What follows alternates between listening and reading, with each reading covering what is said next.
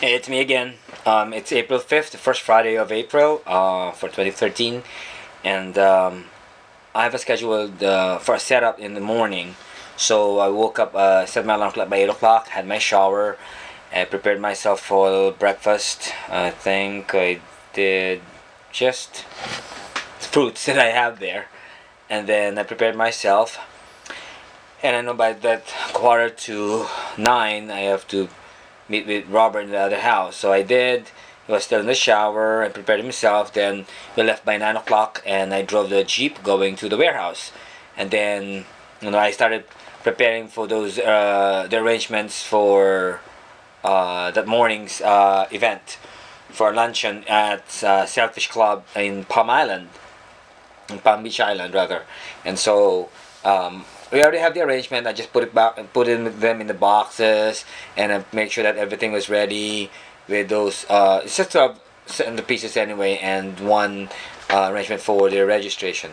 And this is a new client we have, and so Robert and I, the weather was a bit gloomy. We went to Sailfish Club, and we arrived there by 10 o'clock, and we set up the tables of 12. I mean the centerpieces, and to make sure to see the beautiful the hydrangeas and what you call it with the dendrobium. So the motive was around, it's a book launching and more very patriotic. I didn't realize that the centerpieces is blue, the linens or the table covers or the linens are white, and then the handkerchiefs are red. So it's red, white, and blue. And after that, we drove back to the warehouse, and Josh was already there, Hixio, Alish was there, Andy was there. They started helping Steve doing some arrangements while Josh did some cleanup. And Adesh didn't stay long because his aunt passed away. So my condolences for his family. And so he just helped something and he left early.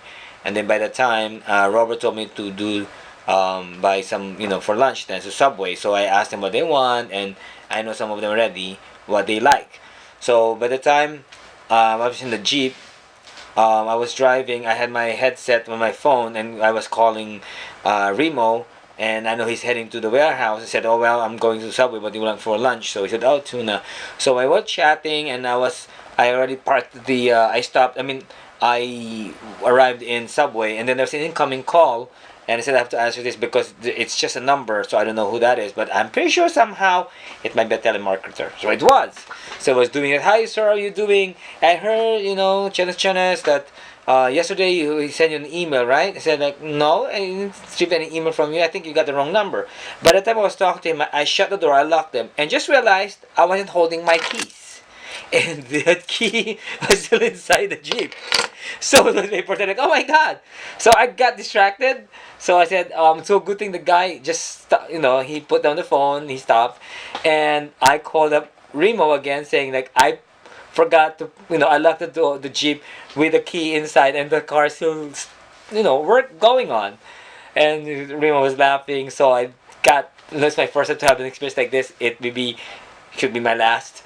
And of course, everybody had that kind of experience anyway. So I called Remo and said, as soon as he gets to the warehouse, he'll ask Steve's key because we have Steve has the key as well. And then I called up Robert as well, and he said he's in the house. So I decided to. I said, "Oh well, anyway, since Andy's still in the warehouse, and good thing he was when I called him, he was the one who I asked a favor because he's close. He was close by to bring Steve's key. So while waiting for him, I went to Subway already and took some order, and he got the key already from the jeep and gave it to me inside the Subway, and he left. Simple as that, no questions asked. It's just like, here. So thank you, Andy, and it was funny experience rather. So I had the sandwiches with the cookies, and I drove back to the warehouse, and we have our lunch. Everybody's really hungry. Um, we had our break. Robert wasn't there, like I said, so the six of us had our lunch.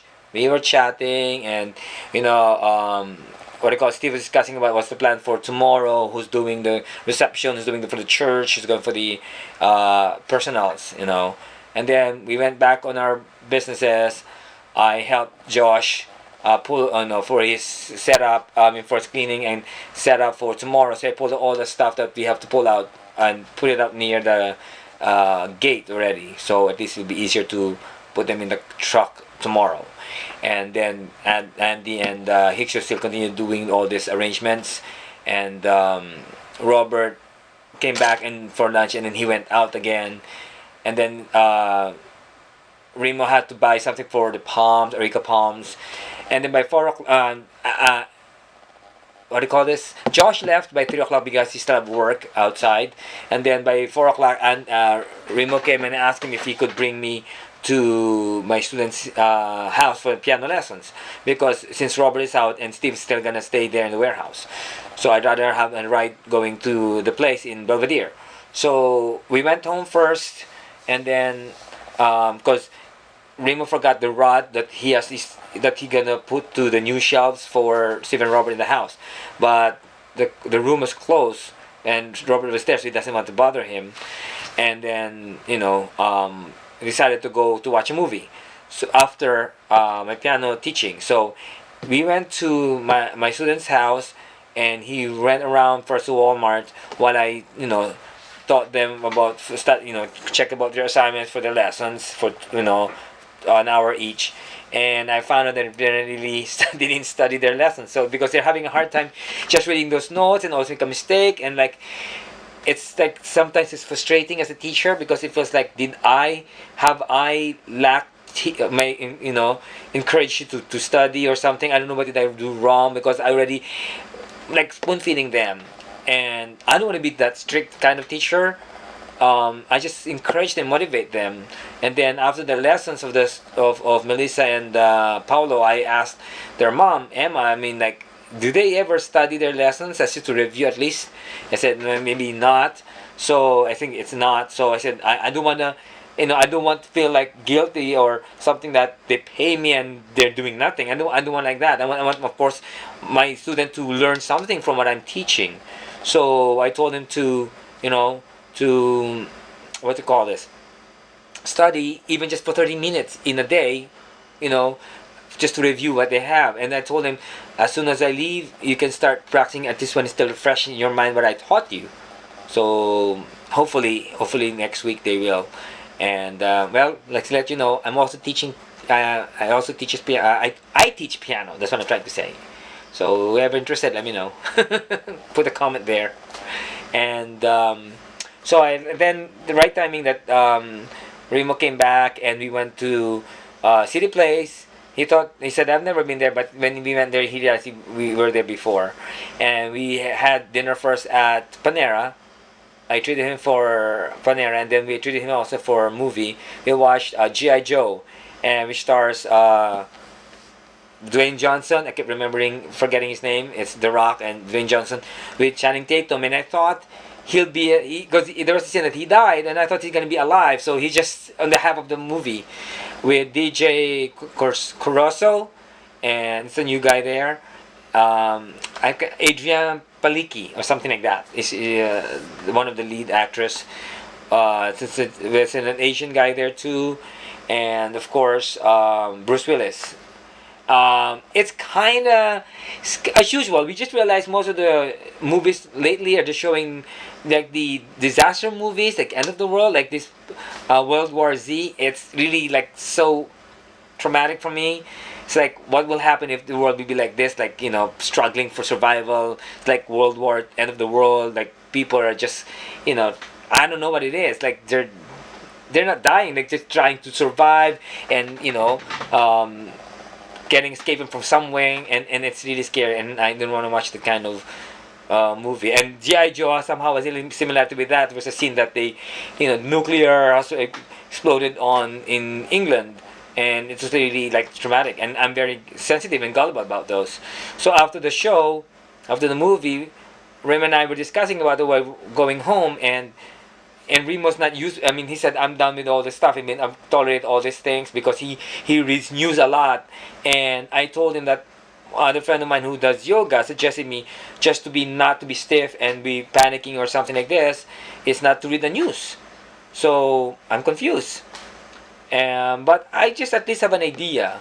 And of course, who wants the world to end or something like that? We have a nice world to live in, and people are just being greedy, and I don't know what's in their mind.